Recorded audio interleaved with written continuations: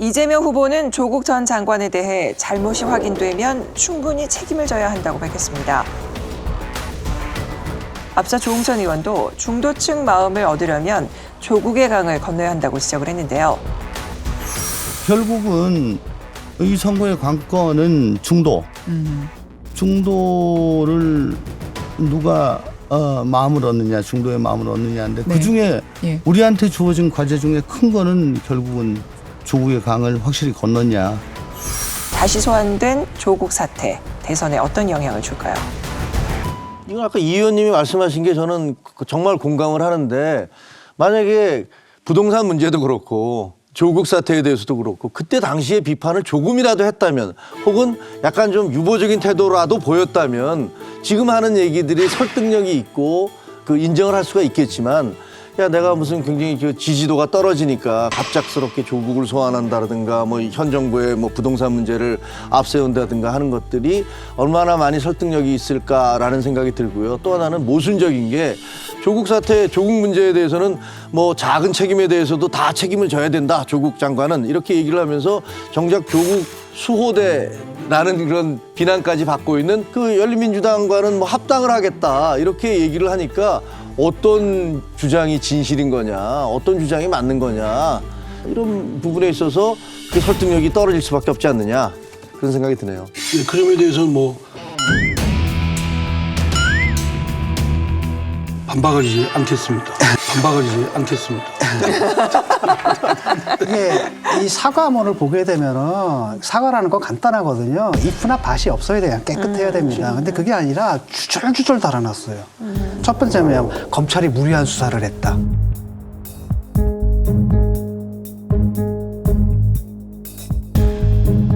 근데 실제로 그랬느냐? 아니거든요. 인권위에다 제소했잖아요. 정경심 교수에 대한 뭐 수사가 뭐 인권을 침해했다. 기각했죠. 그다음에 그 수사팀에 대한 감찰 들어갔죠. 무혐의 나왔잖아요. 그럼 타당했다는 겁니다. 법정에서 유죄 떨어졌죠. 그러면 그 수사 자체는 아무 문제가 없었고 잘한 수사라는 거예요.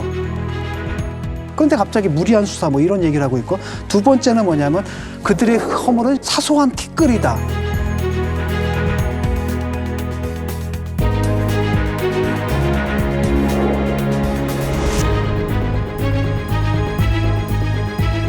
아니 징역 4년을 사소한 티끌로 보시면은 나라꼴이 뭐가 되겠습니까 지금. 그러니까 이재명 후보의 가장 큰 문제가 뭐냐면 표본을 해요. 그때그때 180도 팍팍 돌리거든요. 근데 문제는 그때그때 상황에 맞게끔 맞지도 않아요.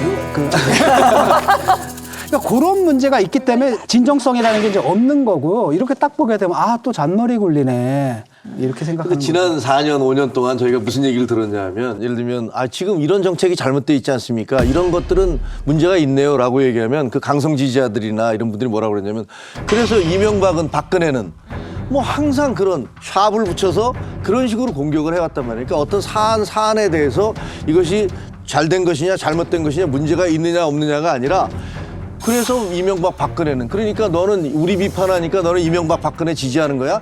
이런 식의 편가르기를 하고 이재명 후보는 이제 좀 본인이 거기서부터 빠져나와야 되는데 그거를 화끈하게 확실하게 제가 그때 하지 못했던 거 사과하지 못했던 거 혹은 거기에 대해 비판하지 못했던 거 죄송합니다 이렇게 얘기 안 하잖아요.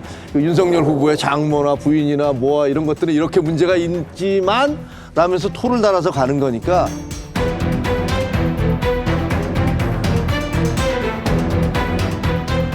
정말로 그 진정성이 의심받는다. 그러니까 이제 차별하는 건 어불성설이고요. 어느 정부든 그렇지만 문재인 정부도 공도 있고 과도 있습니다. 그렇죠. 그러면 민주당의 후보는 문재인 정부의 공과 과를 다 똑같이 승계를 해야 되고 부동산 문제라든가 조국 사태에 대한 부분은 우리의 허물이기 때문에 이는 당연히 그 허물을 안고 가야 된다고 생각합니다. 그 당시 말 못했던 거 또는 그때 오히려 엄호 사격하고 맹종했던 거 이런 거에 대해서 국민들이 심판을 지난 4.7 재보궐선거에 내렸지 않습니까?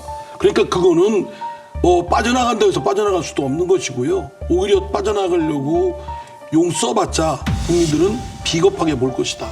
기자 본능 때문에 그런데 아니 이러면 안 되는데 그 과는 알겠습니다. 문재인 정부의 공은 뭐가 있을까요? 저도 마음속으로 그 생각이 한두 개가 아닙니다. 한두 개가 아닙니다. 대체적으로 두 개만 얘기해 주세요. 공. 어디든 내세울 수 있는 한반도의 전쟁 위기를 넘어선 거. 한반도의 한반도에 그때 미국과 북한 사이에 얼마나 으르렁거렸습니까? 국민들이 불안해했고, 그리고 국가 신뢰도도 엄청 떨어졌었고. 아니, 북한 수소폭탄 갖고 있고 SLBM 만들어서 아니, 지금 어쨌든 그 당시에 평창 올림픽 직전만 해도 많은 국민들이 불안해했고 국가 신인도에 그 엄청나게 타격을 줬고 경제에도 타격을 줬던 건 사실이죠. 그럼에도 불구하고 어쨌든 문재인 정부가 중재를 하든 주도를 하든 해서 그런 분위기를 만들어서 지금까지 끌어온 거는 사실 아니에요. 인정할 수 없지만 하나. 그다음에 두 번째는요. 아니, 많다니까요. 많은 제가 또 말씀드리죠. 예, 이거 저 시험 보는 것 같습니다. 죄송해요. 조홍천 의원은 열린민주당과의 합당에 대해 중도로 가야 되는데 방향이 반대로 가고 있다면서 비판에 나섰는데요. 열린민주당과의 합당 문제는 어떻게 보실까요? 중도로 가야 되고 있는데 왼쪽으로 가고 있다고 생각합니다. 방향이 반대로 가고 있다고 생각합니다. 지금 국민들 보시기에 그 민주당이 더 공고해지지 않느냐 걱정하는 그런 방향으로 그렇게 생각하시지 않을까. 저 개인적으로는 그렇게 생각하고 있습니다.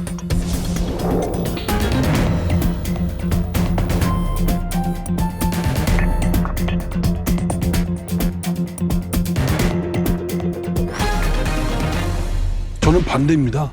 뭐 그동안 반대를 했다고 해서 여기저기서 또 문자 폭탄 받기도 했는데요.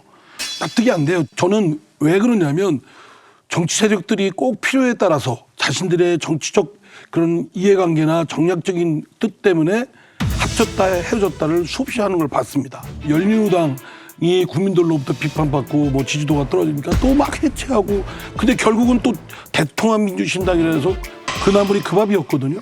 계속 그랬습니다. 아마 우리 당만 그런 게 아니라 국민의힘도 마찬가지죠. 신한국당, 한나라당, 새누리당 얼마나 이름 바꿨습니까? 근데 그 나물의 그 밥 아닙니까?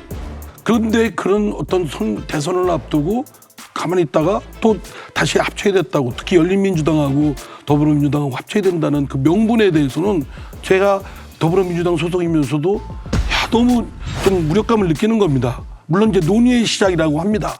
논의의 시작이지만 지금 대선 몇 개월 남겨놓지 않은 이 형국에 지금 그와 같은 중요한 문제를 툭 던져가지고 할 일인가라는 점에 대해서는 전 반대 생각을 갖고 있습니다.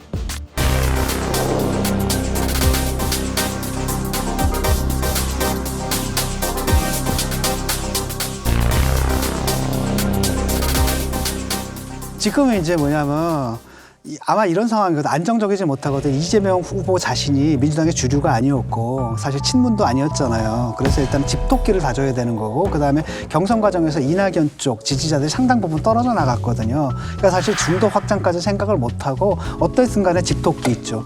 여기를 좀 다져야 된다라는 문제의식에서 그렇다면 쟤들이라도 갖다 붙이자 여기까지 생각을 하는 것 같고요. 우상호 의원 제가 이제 인터뷰를 했더니 그렇게 얘기를 하더라고요. 일단은 12월까지는 그 집토끼를 다지고 그다음에 1월달, 2월달부터 중도 확장으로 나가도 늦지 않다 이렇게 얘기를 하더라고요. 그래서 아마 이제 그런 발상 때문인 것 같은데, 근데 이제 후보는 지금 벌써 문재인 정권의 그 부동산 정책 비판하고 조국과 또 선을 그으려고 하고 벌써 이제 중도 확산으로 지금 나가고 있는데 타이밍이 안 맞으니까 서로 충돌해버리는 거죠, 지금 이게. 집토끼, 산토끼 운운하는 게 참 국민을 진짜 참 우습게 보는 거라고 생각합니다.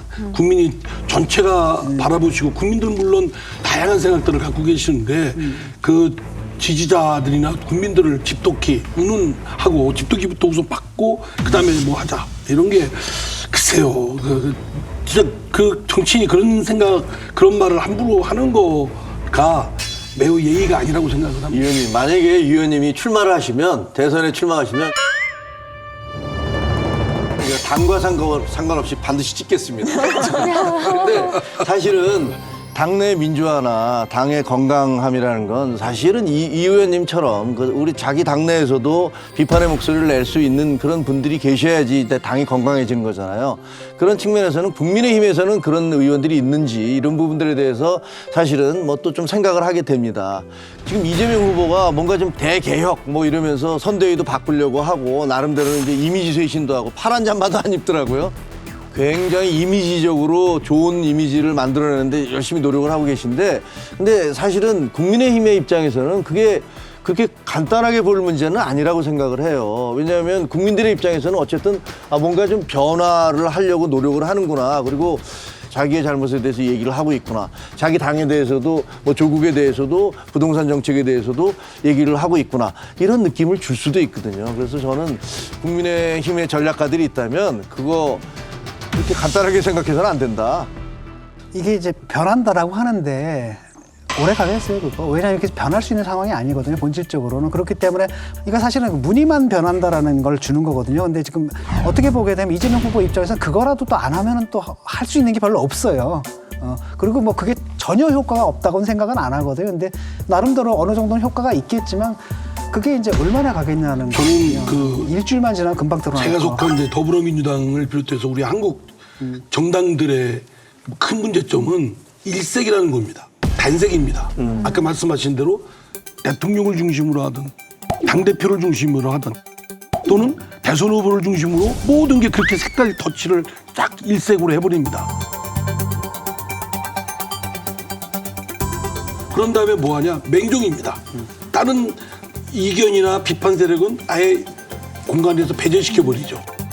저는 정당에 만약에 이재명 후보든 윤석열 후보든 한국 정치 발전에 기여를 하겠다고 한다면 자신이 속한 선대위 또 정당에 대한 다양성을 더 발현이 되도록 노력을 해줘야 된다. 유니폼을 벗어던지고 다른 걸 입었다고 해서 갑자기 다양성이 되고 다원성이 되고 이것은 아니라고 생각합니다.